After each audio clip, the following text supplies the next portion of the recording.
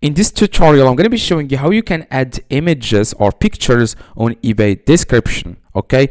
Or how you can add more images on eBay listing when you are listing the product on eBay, okay? So to add to add photos into description, I'm going to click on sell in the top right, and then I'm going to act like I'm going to sell something to show you exactly how you can add images in description. I'm going to enter here just in the title. I'm going to enter here test just so that it takes me to the eBay description. I'm going to do that right now. Now I'm going to select here the category. I'm going to go with any category, continue without match. I'm going to continue to listing. Okay, so after you are in this page, what you need to do to add images first, like for example, I am here. Okay, this is the description.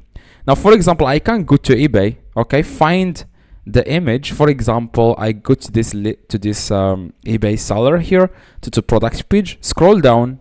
Okay, if you find here any image you want, just right click on it and then click copy image. Go back and then right click on the description of your listing. Click on paste. That's all, and then you have successfully copied the image.